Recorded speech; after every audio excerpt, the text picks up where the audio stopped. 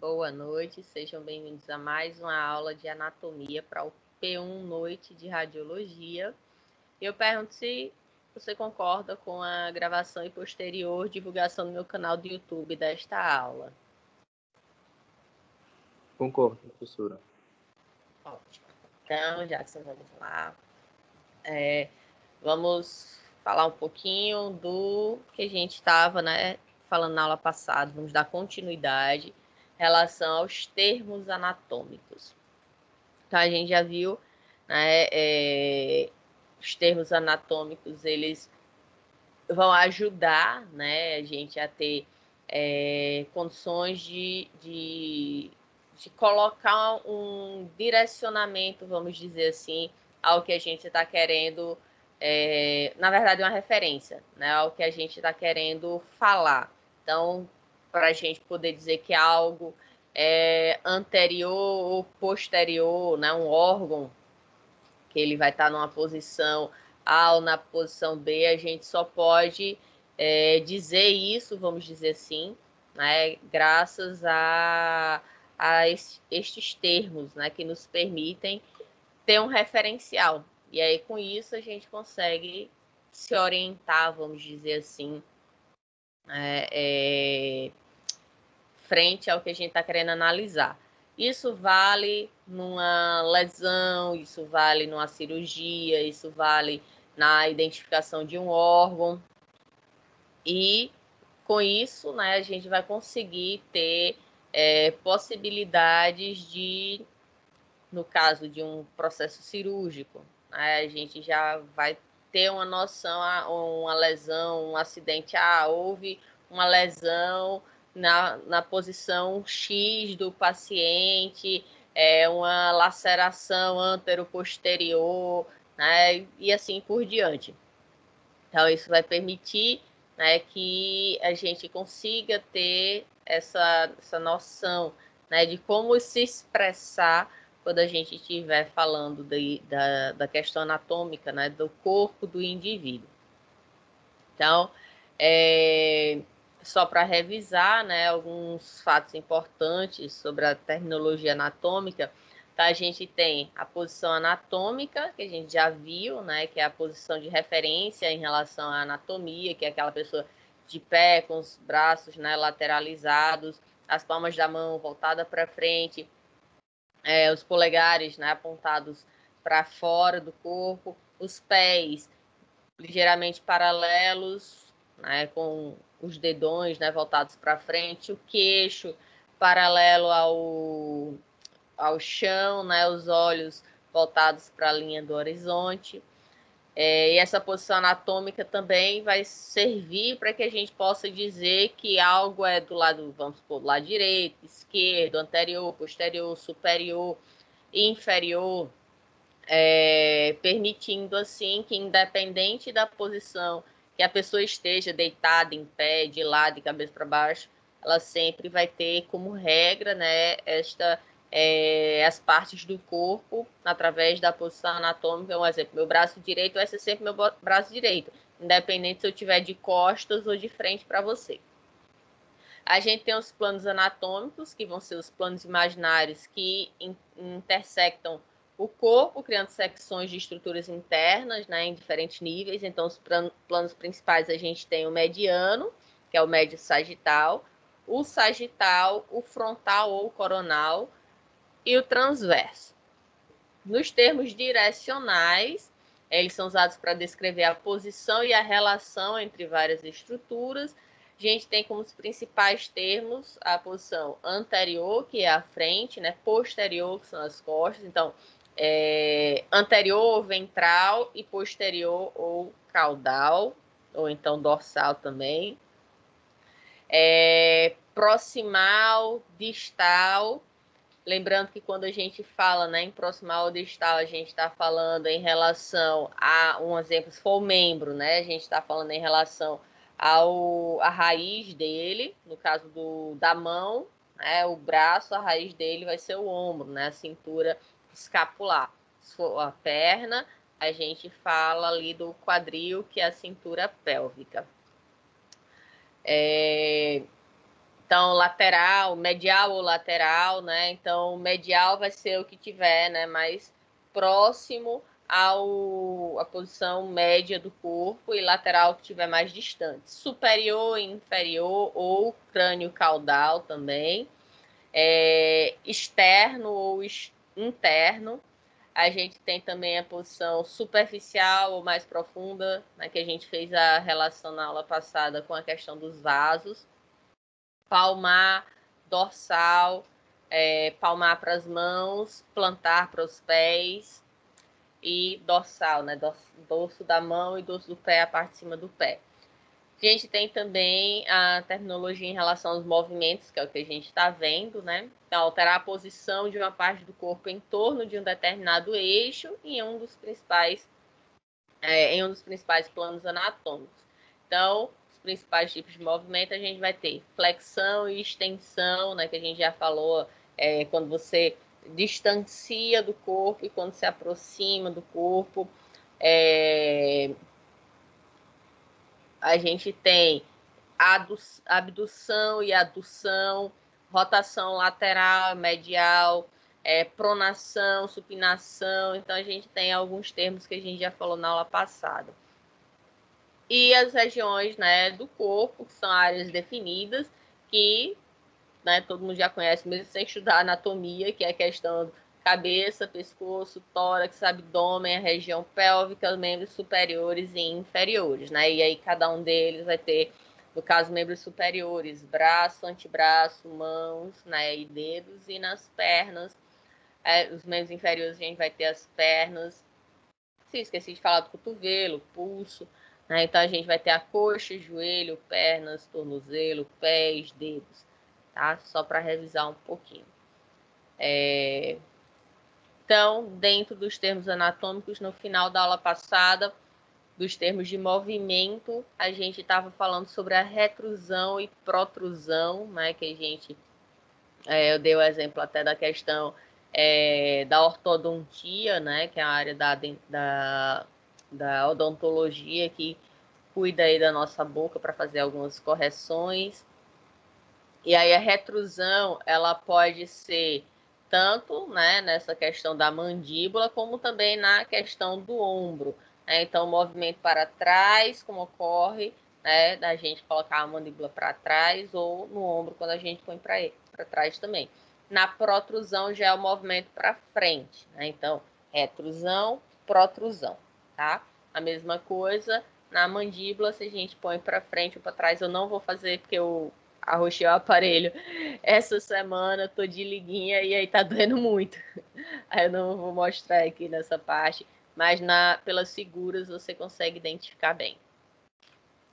E aí, finalizamos na aula passada com a questão da oclusão e a abertura, né? Então, a oclusão é quando a gente tem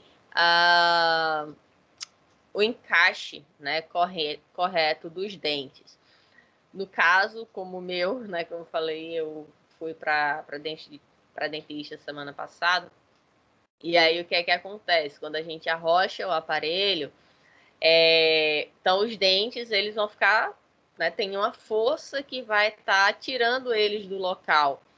E aí, no meu caso específico, que eu também preciso estar utilizando as liguinhas, né? Então, se eu não uso a liguinha, a oclusão, ela começa a sair, né? Ela deixa de ficar oclusa. E aí eu preciso colocar as liguinhas para que eles vão, os dentes tudo caminhando junto.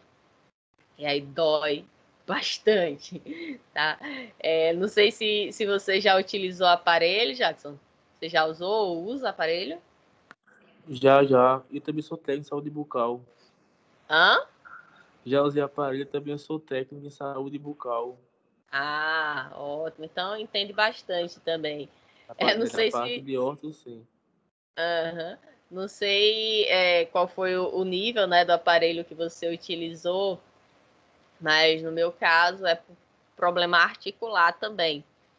E aí, quando eu era mais nova, tá na faculdade, e aí eu utilizei aparelho por 5 anos. Utilizei aquele que o pessoal, não sei se ainda usa esse nome, né? Mas o pessoal chamava de freio de burro, aquele que fica externo. Eu usei liguinha, aí tirei, aí quando foi em 2017 tive que botar de novo. Acho que não usam mais, não. Pronto. Na Tem época. outras técnicas atualmente. Mas eu não usei isso Aham. aí, não. O meu problema foi menos. Ah, ainda bem, sorte é a sua. Porque doía, viu? E essa liguinha dói bastante também. Mas apesar das dores, eu gosto de usar, né, o aparelho.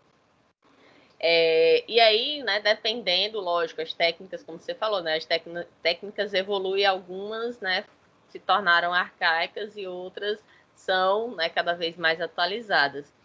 E aí, devido a alguns problemas, inclusive a questão da oclusão, pode ser um indicativo, né, de se utilizar aparelho, né, para corrigir a questão da ortodontia. E quando a gente está falando dos termos de movimento, a oclusão é justamente o movimento, né, onde vai ter o contato da arcada dentária, como a gente vê nessa imagem aqui, superior com a inferior. E já a abertura é quando a gente abre, né, a nossa mandíbula no sentido superior inferior, como a gente vê aqui nesta imagem. E lógico, através de problemas articulares, algumas pessoas têm uma certa dificuldade de fazer essa abertura corretamente. E aí, então, né, passamos a, de fato, a parte da aula de hoje, onde a gente ainda dentro dos termos de movimento, temos os movimentos inferior da escápula e superior da escápula. No caso do inferior, né, a gente tem um movimento em torno do eixo sagital, no qual o ângulo inferior da escápula, né, o ângulo aqui, ó, dessa parte de baixo, né, inferior, move-se medialmente e a cavidade glenoide move-se caudalmente, né? Na posição move-se em sentido caudal, mais fácil. Então, a gente tem aqui, ó, a parte inferior da escápula movimentando-se medialmente, tá? Então, quando a gente faz este movimento, a gente chama de rotação inferior da escápula. Já quando a gente tem o movimento oposto, né, o movimento em torno do eixo sagital, onde o ângulo inferior move-se lateralmente, aí a gente diz que é a rotação superior. Então, a gente sai, no caso, quando a gente tem esse movimento do braço, né, onde o braço se distancia, a gente tem a rotação superior. Quando a gente tem o retorno, a rotação inferior. Aqui a gente consegue visualizar a rotação superior e inferior da escápula, aonde a gente vê ela se distanciando, né, indo mais lateralmente, e depois, aqui, ó, ela indo mais lateralmente. Então, essa rotação inferior. E aqui, no retorno, na vista lateral. E aqui, na vista posterior. Então, a gente olhando, né, as costas, o distanciamento, certo? Da rotação. E aqui, o movimento de retorno, vamos dizer assim. Então, aqui a gente tem a rotação superior e a rotação inferior. Ok?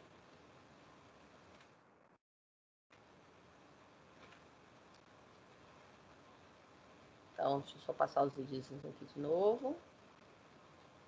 Distanciou e retornou. Observe que a gente tem, né, vários músculos aqui, os músculos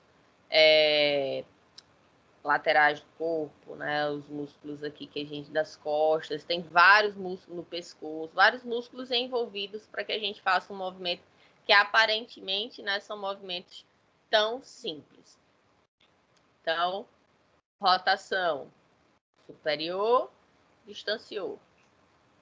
Rotação inferior, a gente tem a parte inferior da escápula vindo na direção medial, tá?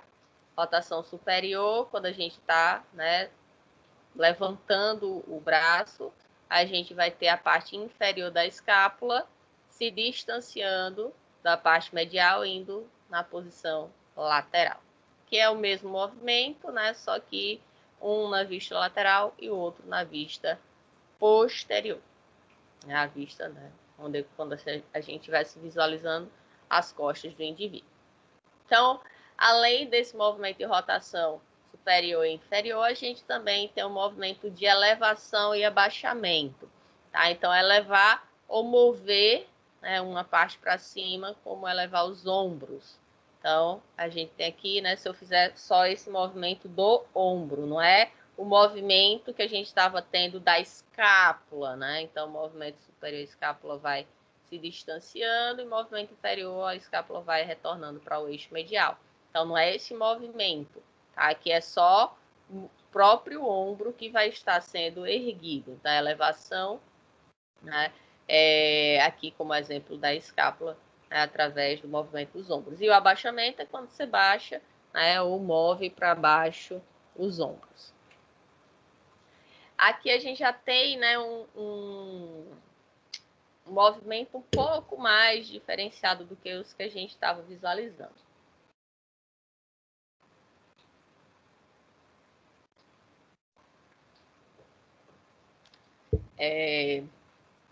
Então, retroversão. Então, o indivíduo, né, ele vai estar deitado, tá? Com as pernas dobradas, como a gente consegue visualizar aqui nessa imagem, né? A pessoa deitada com as pernas dobradas, os joelhos, né, dobrados, no caso. Então, no caso da retroversão, vai ser a posição da pelve, na qual o plano vertical, através das espinhas, né, anterosuperiores, é posterior ao plano vertical, através da sínfise púbica, ou seja, a gente está, essa aqui é a região do quadril, então a gente faz o movimento de elevação do quadril, tá? Então, isso é chamado de retroversão.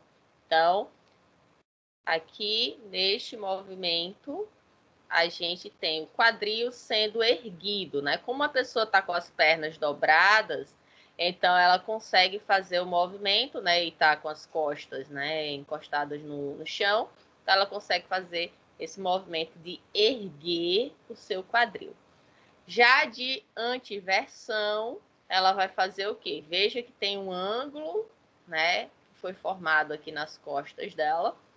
Então, a pelve, né, a gente vai ter a posição da pelve, na qual o plano vertical, então, o plano horizontal, plano vertical. O plano vertical, através das espinhas antero-superior, é anterior ao plano vertical, através da sínfise púbica, né? Então, aqui a gente tem a sínfise púbica, tá? No caso, estaria mais ou menos aqui. Aí a gente tem um movimento onde a gente ergue a região abdominal aqui. Posição neutra, a pessoa tá com as costas, né? Vamos dizer assim, 100% posicionado, encostado no chão. Quando a gente tem a retroversão, a gente tem o quadril sendo erguido do plano que a gente estava, né, horizontal. Quando a gente tem a antiversão, a gente tem aqui o movimento da sínfise púbica para baixo, né, erguendo aqui a região abdominal, tá? Pronação e supinação são termos que são bem comuns, né, bem utilizados para quem faz academia, tá? É bem comum, assim como adução, abdução, flexão, né? Então são bem utilizados na academia justamente porque são esses movimentos que você vai estar utilizando com alguns aparelhos que irão permitir com que você trabalhe alguns músculos específicos, né? Então, no caso da pronação, a gente vai ter o movimento do antebraço, tá? E mão que vai, no caso aqui, a gente tem o rádio, tá? O nosso osso rádio.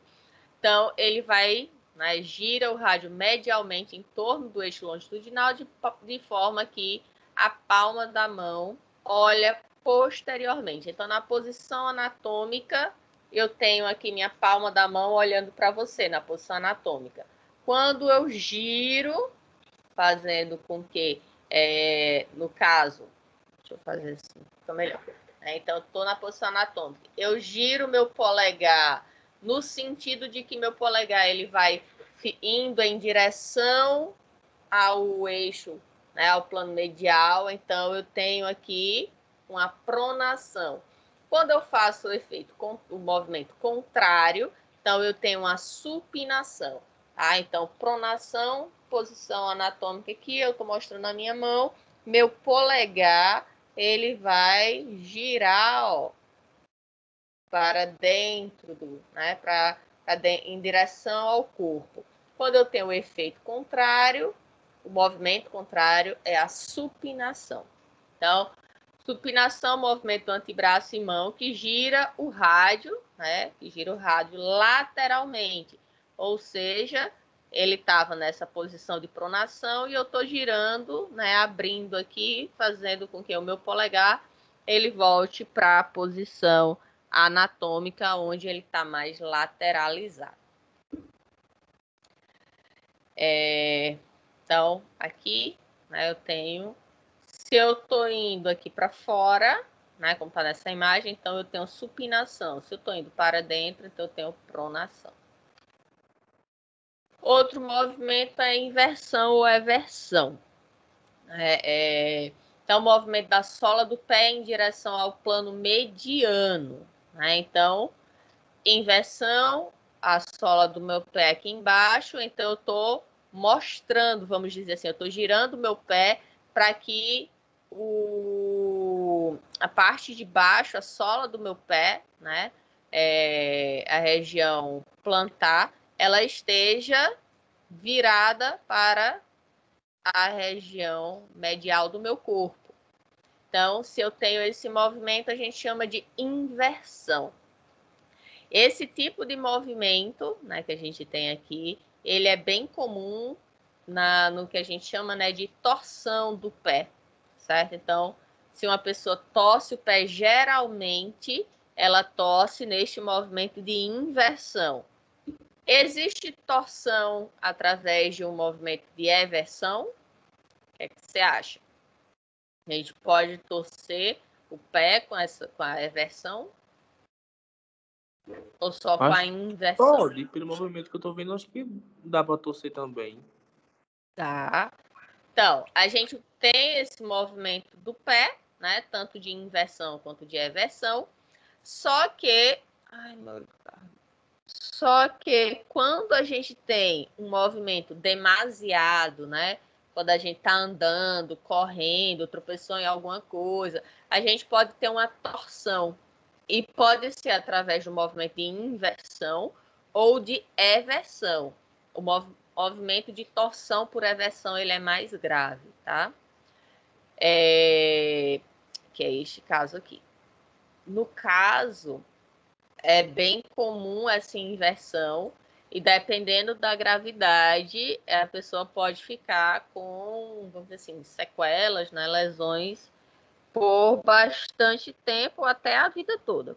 Né? Pode romper ligamentos, você pode ter um movimento ali que foi, como a gente pode dizer, demasiado, né, excessivo em relação ao movimento natural.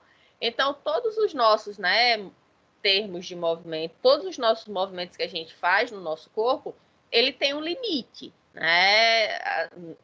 Lógico que a gente sabe que tem até aquelas pessoas, né, que, vamos dizer assim, são totalmente incomuns, que elas são bem elásticas, né?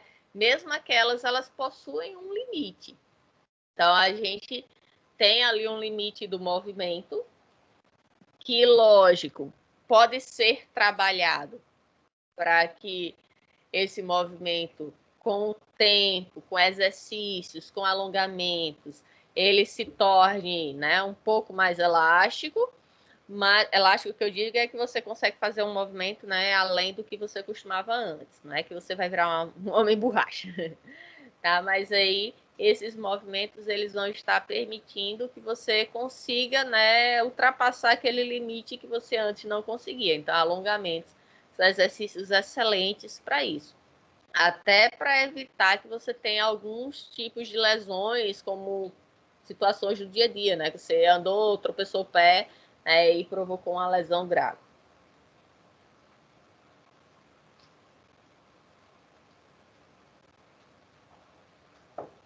E aí, eu vou abrir um parênteses aqui para mostrar, para citar, né, um relato que aconteceu comigo e mostrar o quanto que é importante a profissão de vocês no sentido de que vocês vão permitir, né, que se façam exames de imagem corretamente. Mas até chegar em vocês, né, infelizmente, a gente depende, né, de profissionais médicos que nem sempre estão qualificados para poder solicitar, né, os exames de imagem corretamente. Então, em 2015, só para você ter ideia, eu estava jogando, que eu na época jogava rugby, treinava rugby, e aí a gente estava em Recife, num campeonato lá, e tinha um buraco no campo. E aí eu estava indo para trás, andando para trás, né, de frente para as minhas adversárias, e aí de repente eu fui correr para frente, porque no rugby a bola só pode ser tocada, vamos dizer assim, de uma pessoa para outra do mesmo time, se você estiver na linha atrás da linha daquela outra pessoa que está com a bola. Então eu estava correndo e aí a pessoa parou, eu recuei um pouco para ter a opção, né, de receber a bola. E aí ela disparou de novo e eu fui disparar também, né? Fui correr. No que eu fui correr, meu pé caiu no buraco no campo. E aí eu torci, né, no movimento de inversão do meu tornozelo esquerdo. Foi tão forte a torção que meu pé deu um estalo que o pessoal que estava na arquibancada ouviu, para você ter ideia. E aí, né, na mesma hora eu não conseguia mais andar, né? A gente veio de Recife aqui para João Pessoa para eu ser atendida aqui. E aí o médico que me atendeu, né, primeiro de tudo, pelo nível da lesão, pelo local da lesão, pelo relato, uma das coisas que ele poderia ter, né, passado seria uma ressonância. Ele só passou um raio-x. Beleza, fiz o raio-x e aí já comecei a ficar com o pé atrás com ele no seguinte quesito. Ele passou a prescrição médica da medicação, né, para eu poder comprar na farmácia pela questão das dores, tudo que eu estava sentindo. E ele não preencheu lá a receita de forma correta. E isso eu com dor, né? Já vim de Recife para João Pessoa com dor e ainda fiquei nessa odisseia aí com esse médico. Aí eu fui com minha mãe, né, que ela tá comigo. Então, mãe, a gente foi lá na farmácia. Quando a mãe entregou a receita para a farmacêutica, não, essa receita tá errada. Você vai ter que precisar voltar lá no médico para fazer outra. Beleza, a gente voltou no médico, mãe solicitou outra receita, a gente foi na farmácia de novo. Ainda está errada. Por favor, peça para o médico refazer. Eu disse, moço, por favor, coloca aí o que é que ele tem que botar para ele poder fazer correto. A gente foi na terceira vez. Pô, a gente foi 3 vezes no mesmo médico para ele poder prescrever a medicação corretamente. Só que nisso demorou tanto tempo que a farmácia fechou. Aí eu passei a noite de dor, porque já era bem tarde. No outro dia foi que minha mãe foi conseguir comprar a medicação para eu poder, né, começar o tratamento. Meu pé parecia que eu tinha elefantíase de tão inchado que estava. Aí ele disse, não, você, né, fica em casa, toma as medicações, 10 dias depois você retorna. Aí eu retornei para ele, né. Meu pé, como eu disse, ainda muito inchado. Eu não podia baixar o pé, que doía, né, pela circulação, tudo. Então, tava horrível. Aí ele chegou lá e disse, não passou, né? Porque pela situação do pé, ele ali poderia já estar passando uma ressonância ou algum outro exame. Ele, você já pode calçar um tênis, começar a andar. Eu, tá, ok. Saí de lá, já fui direto para outro médico.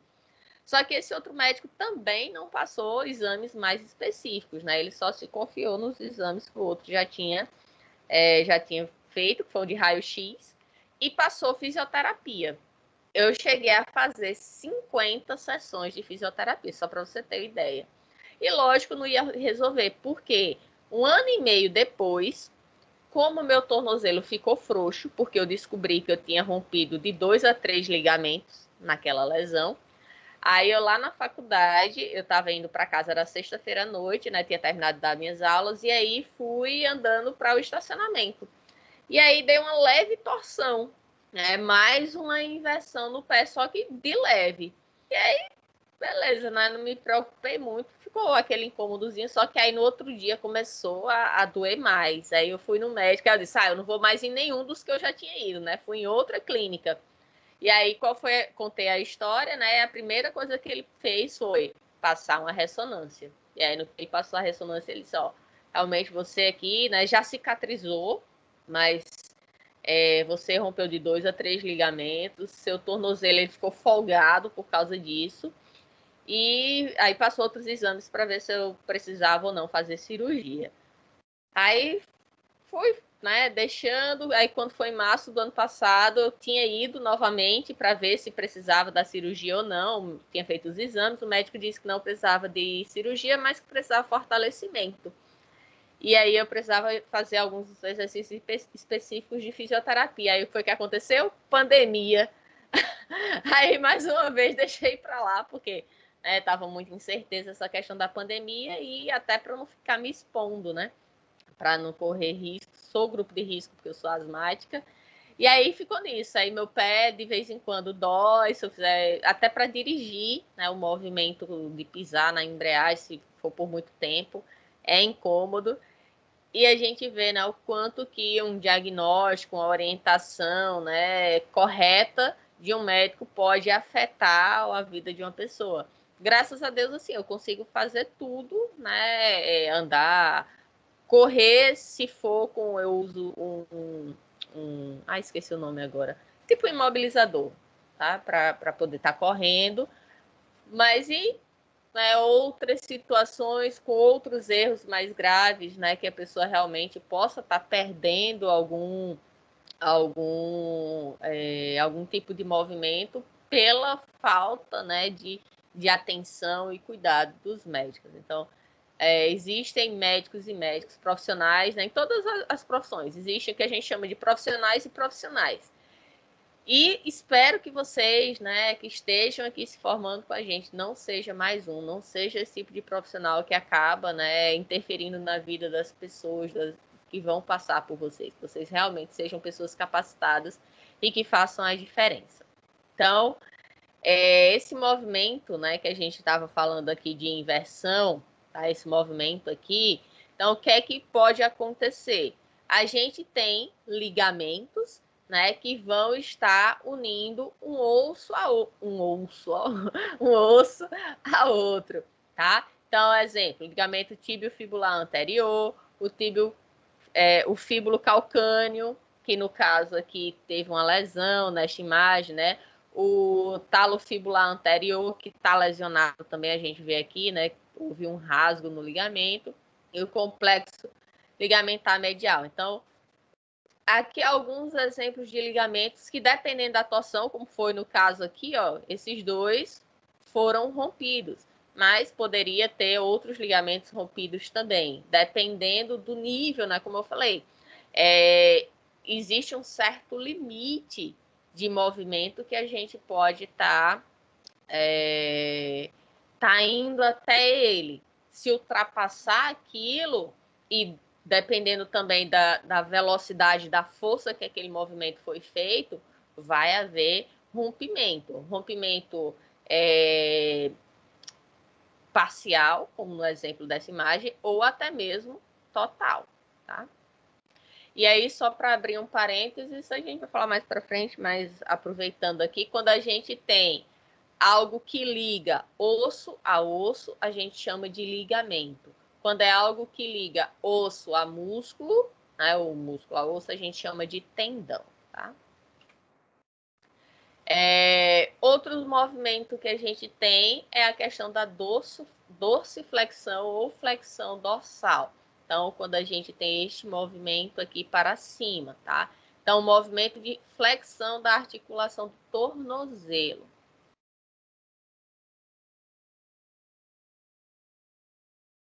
Então, um exemplo, quando a gente está andando num local enladeirado, né? Tem a ladeira, então nosso tornozelo ele vai fazer este movimento aqui, diminuindo o ângulo entre a perna, né, e a região dorsal do pé. Então, quando a gente tem este movimento que a gente faz quando a gente sobe uma ladeira, um exemplo, a gente chama de dorsiflexão. Quando a gente vai no sentido oposto agora, a gente vai descer a ladeira, né? Então, plantiflexão ou flexão plantar. Aí a gente dobra o pé, né? Os dedos em direção à face plantar, quando você fica em pé na ponta dos pés também. Então, se você tem esse movimento, né, de estender aqui para baixo o pé, deixando ele praticamente, aí vai depender, né, da sua condição física, né? Quando você fica nas pontas dos pés, onde você tem um eixo, né, que fica aqui, vamos dizer assim, totalmente vertical, a sua perna e seu pé, não precisa ser tanto, mas só usando esse exemplo, ficar na ponta de pé, a gente chama de plantiflexão, quando o pé vai para baixo, né, de modo a ficar o mais próximo possível, como nessa imagem aqui, né, mais próximo da ponta de pé.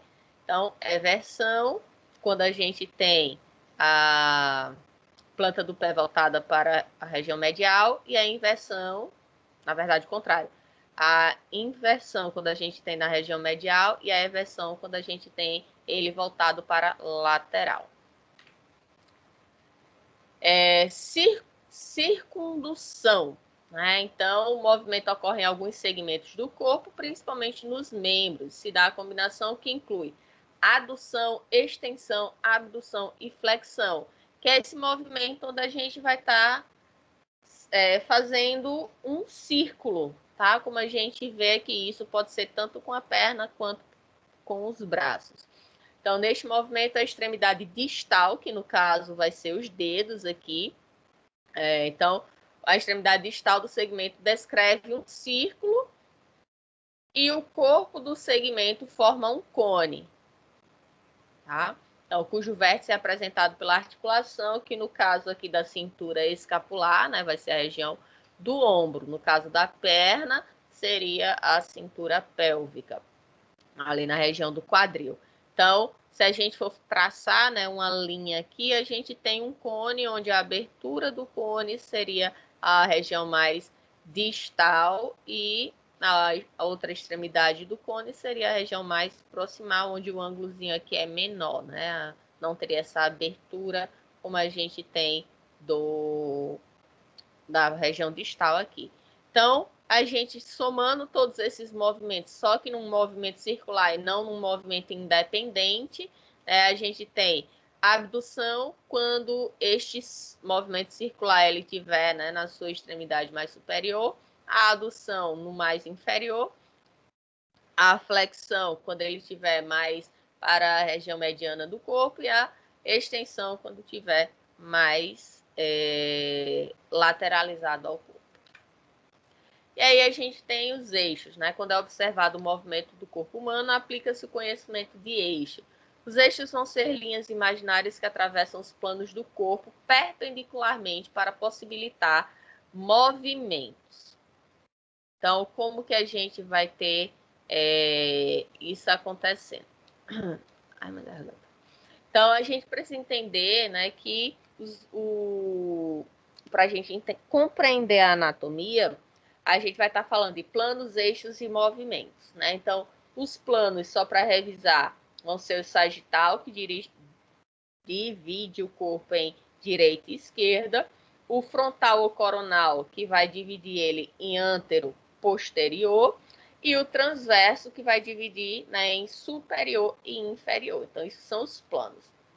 Os movimentos, a gente estava vendo agora, um exemplo, movimentos que vão ser realizados através do plano sagital, né?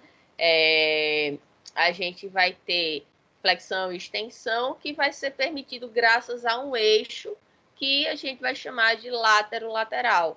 Então, no plano sagital, direita e esquerda, se a gente fizer este corte sagital, a gente chama de eixo como se a gente tivesse, né, enfiando deixa eu ver aqui, um bonequinho. Deixa eu pegar esse cachorrinho aqui. Então, só para ilustrar. Ai, cadê para ver você? Cadê? Então, aqui o cachorrinho, tá? Deixa eu ver alguma coisa que possa... Deixa eu usar aqui o lápis. Pronto. Então, se a gente tiver, né, aqui no eixo, no plano sagital, a gente estaria cortando o cachorrinho aqui ao meio, certo? Fazendo esse corte aqui, separando ele em direita e esquerda. Quando a gente está falando de eixo, tá? Eixo no plano sagital, a gente estaria enfiando algo, né, neste sentido, ou seja, perpendicular ao plano. E aí a gente teria o movimento de flexão e extensão. No plano frontal ou coronal, né, onde a gente tem, vou botar ele aqui para você ver, né? A gente tem o plano frontal, que é a região anterior, e o anterior e a região posterior. Então, se a gente estiver fazendo aqui o eixo, então a gente estaria enfiando, né, algo antero-posterior, certo? No caso aqui, antero-posterior, mas também, né, posterior-anterior dá no mesmo, certo? E aí, exemplo, movimentos de adução e abdução. E no eixo transverso, então, a gente estaria cortando o cachorrinho neste sentido aqui, né, onde a gente divide superior e inferior. A gente tem o eixo longitudinal. Então, a gente estaria, né, colocando o eixo aqui, tá? E dessa forma, vamos continuar aqui com os eixos, né? Então, lembrando que estes planos e eixos serão sempre aplicados nas partes do corpo humano que permitem graus de movimento amplos. Então, articulações de artroses, que são chamadas, certo? Ai, minha garganta.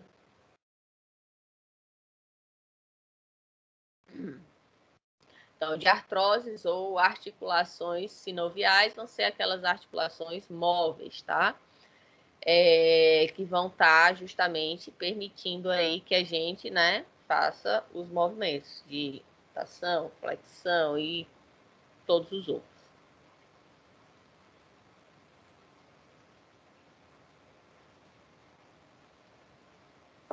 Então, eixo látero-lateral, como eu estava explicando com o cachorrinho, né? Como é que a gente vai ter? A gente vai ter aqui o plano sagital, vai dividir em direita e esquerda, tá? E aí a gente tem o eixo látero-lateral. Então, estende-se de um lado ao outro, tanto da direita para a esquerda, quanto o inverso, perpendicular ao plano sagital. Então, o plano sagital está aqui, ó. Esse eixo também é conhecido como transversal ou horizontal. Esse eixo possibilita os movimentos de flexão e extensão. Exemplo, as articulações do ombro, cotovelo, etc. Eixo antero-posterior, né? Então, o eixo antero-posterior, ele se dá no plano frontal, né? Dividindo em antero e posterior. Então, estende-se em sentido antero-posterior perpendicular ao plano frontal, né? Então, a gente teria um corte aqui e teria essa possibilidade desse eixo, que também pode ser chamado de sagital. Ele possibilita movimentos de adução e abdução. Então, articulações do ombro e do quadril permitem esse tipo de movimento. Eixo longitudinal, né? Então, a gente vai ter aí, através do plano transverso, né? Então, cortando aqui o plano transverso, a gente teria superior e inferior. Então, o eixo longitudinal, né, perpendicular a ele, estende-se de cima para baixo e vice-versa, né, perpendicular ao plano transversal. Ele possibilita os movimentos de rotação lateral e medial, né, aquele que a gente viu agora há pouco, onde a gente tinha fiz o comparativo, né, do dedão da mão, né, onde a gente tem o movimento para a região medial ou para a lateral. Esse eixo possibilita os movimentos de rotação lateral e medial, exemplo, as articulações do ombro, cotovelo e etc. Então, aqui, só para que a gente possa revisar, né, o que já foi falado em alguns desses desses movimentos. Então, a gente tem flexão dorsal, exemplo, quando a gente está subindo uma ladeira. Flexão plantar, quando a gente está descendo uma ladeira ou então ficando de ponta de pé. Flexão, quando a gente diminui o ângulo, tá, de um membro. No caso aqui, ó, ficou 90 graus, certo? Extensão é quando volta a posição normal, vamos dizer assim. Isso no joelho e no punho também. Então, quando a gente diminui o ângulo aqui, ó, do braço para a mão, então, flexão. Quando a gente volta ao normal, extensão. E se a gente forçar mais, hiperextensão. Na coluna, a gente também, né, através do movimento do pescoço, a gente consegue fazer flexão. Estou diminuindo aqui o ângulo, ó. E extensão, voltando ao normal, indo para trás, hiperextensão. Mesma coisa, flexão. No caso aqui, eu estou considerando a perna como um todo e não só o joelho. Tá? Então, a perna, eu estou diminuindo o ângulo entre o tronco e a minha perna. O ângulo é esse aqui, ó. Então, a gente tem flexão. Quando eu ponho para trás, então eu tenho a extensão. A mesma coisa a gente faz com a região torácica. Tá? A gente pode, né, mexer o nosso tórax para flexioná-lo ou para estendê-lo. O ombro também, o cotovelo também, a gente tem esses movimentos de flexão e extensão.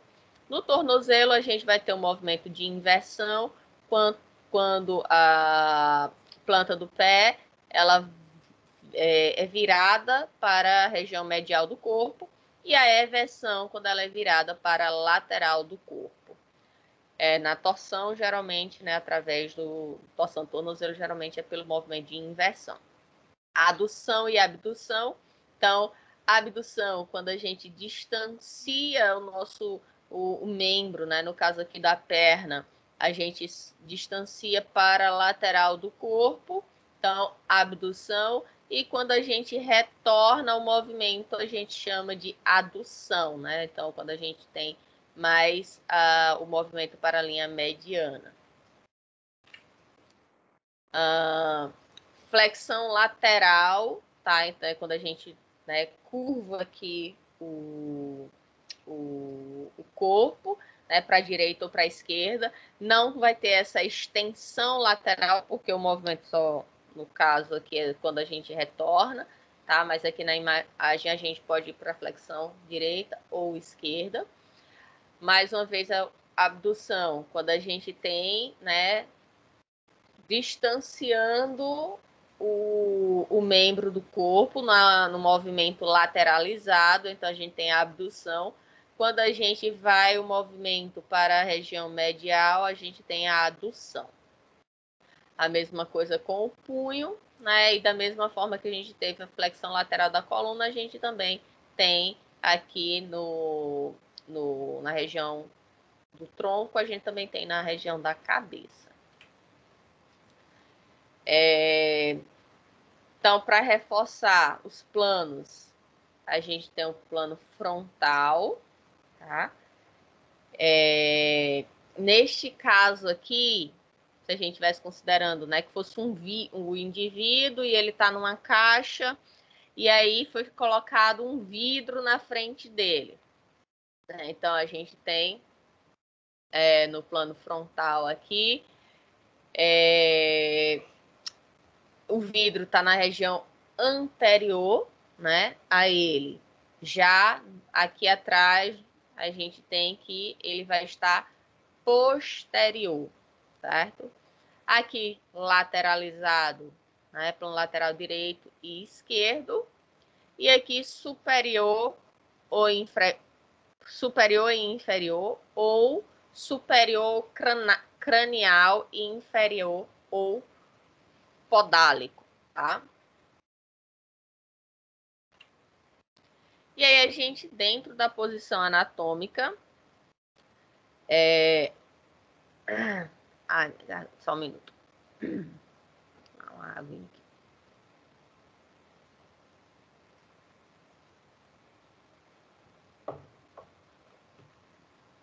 Então, na posição anatômica, né? A gente falou que a gente pode estar deitado, lateralizado, seja lá qual for a posição anatômica, ela vai ser só uma. Só que existem alguns outros termos para determinar que a pessoa, né, está em determinada posição que não aquela posição anatômica tradicional em pé, né? Então, posição supina e prona são expressões utilizadas na descrição da posição do corpo quando este não se encontra na posição anatômica. Então, a posição supina ou decúbito dorsal é quando o corpo está deitado e, no caso, a face, né, o rosto, está voltado para cima. Então, decúbito dorsal, para ficar fácil de associar, dorsal, dorso, né, costas. Então, quando a gente diz que a pessoa está decúbito em alguma posição, então a gente leva em consideração a posição que ela está entrando em contato com o solo, a cama, né, seja lá o que for. Então, decúbito dorsal significa que o dorso dela está em contato com o solo, tá? Para ficar fácil de vocês associarem. Consequentemente, a face vai estar para cima. Posição prona. Então, a gente tem aqui posição supina ou decúbito dorsal. Aqui, posição prona ou decúbito ventral. Então, olha o dorso para onde está agora. O dorso está para cima. Quem está entrando em contato agora? A região ventral. Então, por isso, decúbito ventral, porque o ventre que está entrando em contato. Então, a face está voltada para baixo, né? Mas, lógico, geralmente a gente deixa o rosto lateralizado porque a gente precisa respirar. Né? Mas, considerando o restante do corpo, essa é a posição de decúbito ventral. Decúbito lateral, né? Então a gente está com o corpo de lado. E aí tanto faz se for lado direito ou lado esquerdo, desde que ele esteja lateralizado, é chamado de decúbito lateral. Posição de litotomia. Então o corpo está deitado com a face, né, voltada para cima. Veja que o quadril, né, ele mantém uma flexão de um ângulo, aqui, ó, quadril de um ângulo de 90 graus, tá? Tanto quadril quanto o joelho, expondo a região perineal. Então, essa posição é chamada de posição de litotomia. Você sabe qual é um outro nome para essa posição? Eu nem imagino, tô tentando imaginar aqui, não vem. Não? Lipotomia, não. Não, então, qual é um outro nome que é bem comum? Esse outro nome que existe, ele é bem comum para essa posição. Você nunca viu essa posição assim? Não sei não, professor. Vou dar mais uma dica. Nós, mulheres, né, fazemos um exame, na verdade, alguns, né, mas que a gente tem que ficar nessa posição. E aí, devido a essa situação que tem esse nome. Não? Não, tá vendo densitometria na minha cabeça, mas não é Tá densitometria, vendo não. qual? Densitometria, mas não é não. Não, é algo bem simples. Então, nós mulheres, nós ficamos, né, mais comum nós mulheres ficarmos nessa posição. O homem também pode ficar, lógico, né, tem exames específicos para isso. Mas nós mulheres, pela questão da gente se cuidar mais, né, e isso é fato, com a nossa saúde, então a gente vai mais frequentemente a uma especialidade médica chamada de ginecologista. E aí, esta posição, ela é chamada também de posição ginecológica. Certo? Eu ia falar a posição Papai Nicolau, ainda bem que eu não disse. Não, então, o exame, né, nessa posição, um dos exames que vão ser feitos vai ser o do Papa Nicolau. Só que no caso a posição, né, é a posição ginecológica, onde a pessoa vai estar ali, né, naquela cadeira, com o quadril e joelhos, né, com as pernas abertas e com o quadril e joelhos nessa posição para que o profissional ali, né, possa fazer a coleta de material biológico, ou fazer exames, né, visuais, dependendo do que, né, a pessoa esteja apresentando, né? Então, o exame clínico, ele envolve, né, a parte física também, você olhar, você tocar, porque temperatura, né, rugosidade, entre outros aspectos, vão influenciar na questão do exame ali, né, do exame visual, do exame clínico ali do paciente, não é só a questão de exames laboratoriais, né? Posição de Trendelenburg. Este, ele a gente, é quase uma posição de decúbito dorsal, só que o que é que diferencia dele? Olhando A assim... angulação que ele está, como tá falando até na descrição, né? Que tá mais para baixo. Aí derramei minha água. Então, a gente vê, né, o que diferencia aqui do decúbito dorsal é que ele não está no ângulo de 180 graus, né? Ele não está deitado em algo reto. A gente observa que o ângulo da cabeça ele está mais baixo, né? Então, quando o corpo está deitado com a face voltada para cima, só que existe uma inclinação em torno de 40 graus ali, a gente diz que o indivíduo está na posição de Trendelenburg. E isso permite o quê? Um exemplo assim que você possa citar de uma situação que possa levar o indivíduo a precisar de estar com essa cabeça mais para baixo. O que vem na minha cabeça é o que eu vejo na academia, que é realizar o supino com barra inclinada. No caso de exercício, né, pode Todo estar mundo sendo faz esse isso. exemplo.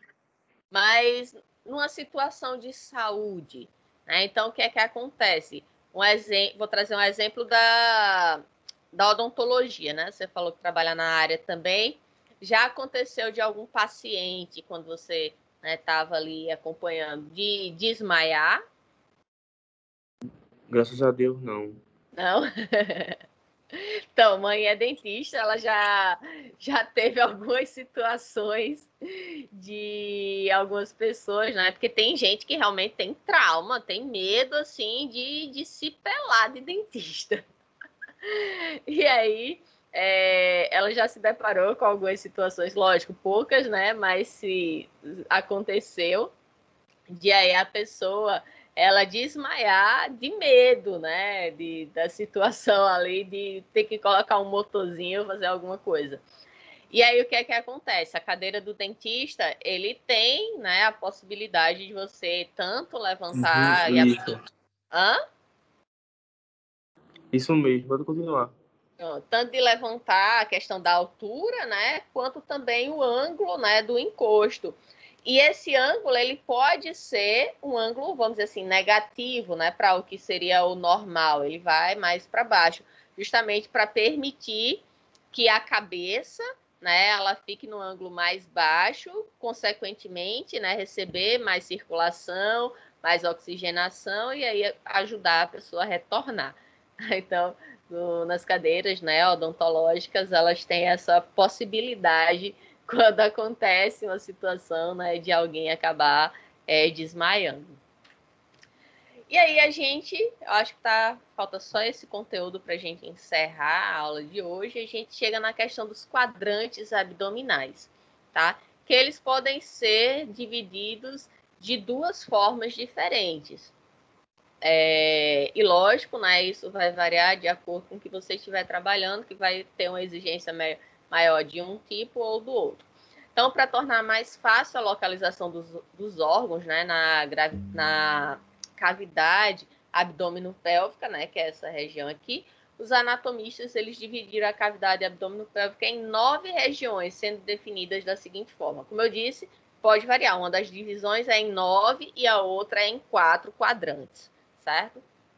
Então, com essa divisão, né, a gente tem a região abdômeno-pélvica superior, no nível da nona costela.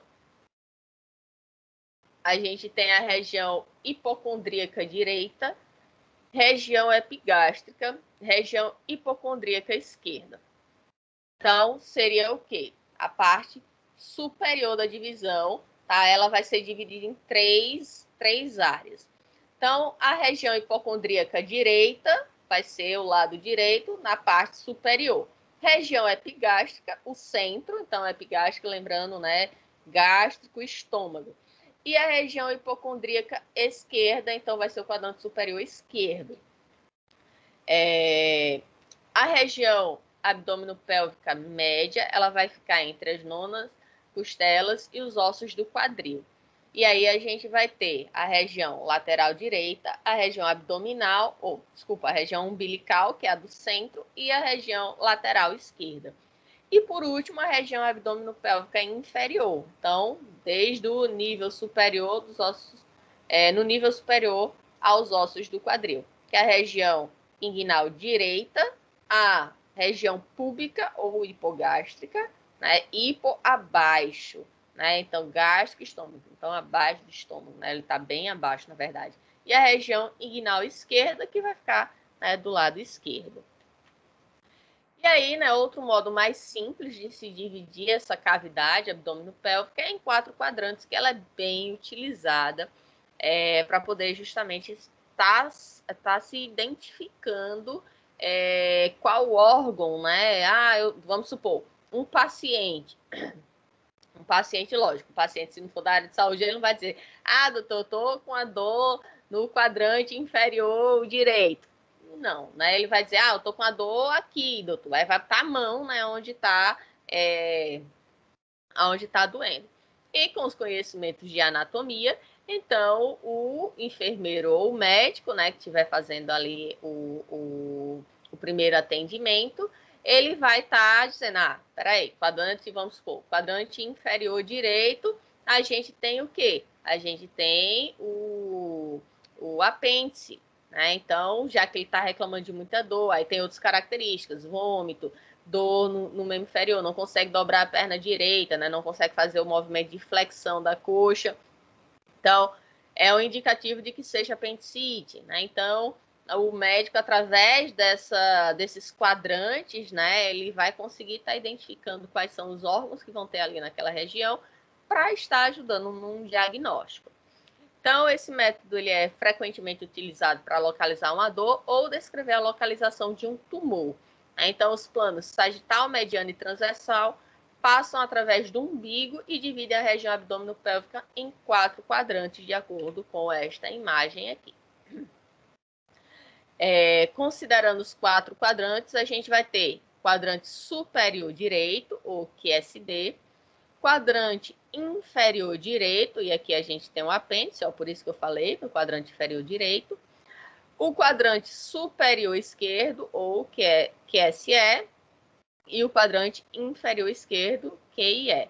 Então, a gente vai ter o quê? A linha média do corpo e a linha transumbilical. Então, onde tem um umbigo, tá? A região umbilical, a gente faz uma linha aqui de um corte transversal e a linha média, né, no corte sagital, a gente divide aqui em 4 quadrantes o abdômen para poder estar justamente identificando, né, de forma mais objetiva aí esses sintomas, né, que o paciente vai apresentando. E no caso do outro exemplo, né, dividindo em 9 quadrantes, a gente tem este esqueminha aqui, tá? Então, considerando aqui as linhas, né, no caso, dividindo o corpo a região medial, só que não vai ter, né, o mediano do corpo, né, como a gente tem aqui, a gente não vai utilizar nessa divisão dos quadrantes, certo? Então, a gente vai dividir ele em direita e esquerda, tá? Em 3 porções, considerando aqui as linhas médio-claviculares. Então, a clavícula, considerando a região média da clavícula, tá? Então, o meio da clavícula, a gente vai ter a primeira divisão do lado direito e do lado esquerdo da mesma forma. Então, a gente vai dividir aqui em 3 partes. A região superior, né? A gente vai ter o hipocôndrio direito, a região epigástrica, olha o estômago aqui, e o hipocôndrio esquerdo. Na região média, a gente vai ter a região umbilical, que é a região onde tem o umbigo, até os ossos, né, do quadril. Então, a nona costela até os ossos do quadril, aqui a costela, né, até o osso do quadril. Região lateral direita, região umbilical e região lateral esquerda. E no quadrante mais inferior, a gente vai ter as regiões inguinal direita e esquerda e o hipogástrio, certo? Dessa forma, a gente pode ter os quadrantes divididos em 9 partes ou em 4 partes. Aqui, só para ilustrar, tá? Alguns pontos que a gente falou, né, em relação aos planos do nosso corpo. Neste à esquerda, a gente tem aqui, né, um corte mediano, tá? À direita, a gente tem um corte sagital, né, que vai estar separando o corpo em direita e esquerda, mas a gente vê que, diferente deste corte aqui, que é exatamente no meio, né, a gente pode ter outros tipos de corte, né, sagitais. Então, já nesta outra imagem, a gente tem o plano frontal ou coronal, né, que a gente vai estar separando em anterior e posterior. E, por último, a gente tem aqui o plano transverso, que vai estar separando em superior e inferior. Então, para uma revisada de tudo que a gente já viu, né? Então, tivemos uma visão ampla da anatomia humana, onde fomos capazes de entender melhor as variações anatômicas do nosso corpo que apareceram, né, em qualquer sistema do organismo sem causar prejuízo funcional. Então, a gente falou sobre o conceito do que é normal, o que é variação anatômica, o que é anomalia e o que é monstruosidade. A gente viu isso na aula da semana passada. Então, dentro da posição anatômica, né, a gente viu que houve a necessidade de ter uma padronização, né, uma referência, para que todo mundo estivesse falando a mesma língua, no sentido de sempre saber que o que é direita, independente da posição que a pessoa tiver, vai ser sempre direita, o que é anterior, o que é dorsal, o que é ventral, o que é superior ou inferior, sempre vai ter, né, o mesmo conceito. O que é medial, o que é lateral, então, né, tudo que a gente já falou se parte do princípio da posição anatômica. Então, temos ainda variações anatômicas individuais, né, que decorrem de fatores como idade, sexo, raça, tipo constitucional e evolução. Então, um exemplo que a gente já falou, né, um bebezinho. Então, um bebê que tem ali a cabeça proporcionalmente, né, maior ao corpo do que um indivíduo adulto. Outras características que vão, né, estar modificando com a idade, por exemplo, o tamanho, né, geral do indivíduo. Então, os braços, pernas, né, quanto mais velho ele for ficando até chegar ali à adolescência, né, de criancinha até adolescente, ele está crescendo, depois vai ficar, né, no tamanho ideal ali que ele total, né, máximo, que diga que ele chegou com a genética dele, né, com características que vão variar de acordo, por exemplo, também com o sexo, né? Então, a anatomia, ela vai fazer com que haja modificações no corpo de acordo com o sexo do indivíduo, que vai poder ser influenciada pela idade ou, né, ser influenciada se a pessoa é um indivíduo do sexo masculino ou feminino. Características como raça, exemplo, indivíduos orientais, eles possuem, né, os olhinhos puxados, uma característica de alguns países, entre outros, tá? A própria evolução, né, que a gente, os hominídeos, né, evoluíram, tiveram variações na questão da arcada dentária, tamanho do crânio, entre outros. Estudamos que quando as variações morfológicas têm perturbação funcional, são denominadas de anomalia, né? Então, ela não é uma simples variação, mas sim um número a mais ou a menos, né, da constituição normal. Por exemplo, o indivíduo que nasce sem um dos olhos, né, além de ter a variação da forma, perde a função que o olho iria desempenhar. Isso impossibilitou a vida? Não, ele consegue viver sem o olho, mas ele não vai ter aquela função. Então, apresentamos ainda as grandes variabilidades morfológicas humanas, né, onde há a possibilidade de reconhecer várias formas constitucionais, do tipo médio aos tipos extremos e mistos. Aí os tipos são chamados de brevilíneo, mediolíneo e longilíneo. Brevilíneo, né, aquele mais baixinho, atarracado, né, com a região torácica um pouco mais larga.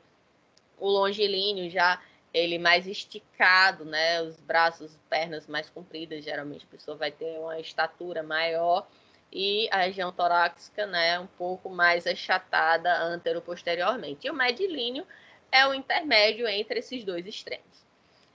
Após ter conhecimento sobre as variabilidades morfológicas humanas, né, a gente estudou aqui como o corpo ele pode ser dividido. Desta maneira, fomos capazes de entender sobre as alterações que podem ocorrer em nosso corpo, e nas próximas aulas a gente vai, né, entrar propriamente dito, né, em identificar cada parte do corpo anatomicamente falando, né, colocando suas características e funções, tá bom?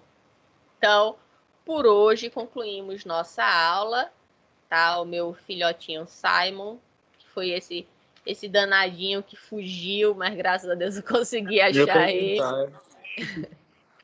Ele tá bem, tá preso para não tentar mais fugir, tá dentro do meu quarto desde domingo. Alguma dúvida, Jackson? Professora, no momento até não. Não? Semana Então, de quinta diante eu posso ter. certo. Eu começar a parte Quando a gente realmente de começar a órgão, né? praticar mesmo e você estudar mais, né, pode ser que surja, e aí pode perguntar, né, nas outras aulas, eu vou estar disponível para responder também. O material até essa aula aqui já foi enviado para o e-mail da turma, tá bom? E aí Pronto, você ok. pode baixar lá para estudar. Hoje Certo? entrou uma novata. Eita, pronto. Então, os vídeos, né, como tem as gravações das aulas, eu vou mandar de novo lá no grupo para ela poder acompanhar. Ou então ela entra só em qualquer um. Pronto, o vídeo que eu vou postar de hoje, né? Ela pode entrar e aí tem uma playlist só de anatomia. E aí ela vê as datas e vai seguindo direitinho. É mais fácil. Isso, pronto. Mas Certo? a secretaria está colocando de pouco em pouco. No caso, ela me colocou hoje, dentro da plataforma aqui das aulas, né? Agora sim, eu tenho acesso a todos os conteúdos e as aulas gravadas. Ótimo. Porque a gente está colocando de pouquinho em pouquinho. Eu creio que ela não colocou a novata ainda. Mas de qualquer jeito, no YouTube tem as aulas. Aí não precisa Isso, estar esperando. Certo? certo. Valeu, Jackson. Boa noite. Tenha um Tchau, excelente fim de professora. semana. Até Até quinta, quinta-feira. viu? Tchau, tchau.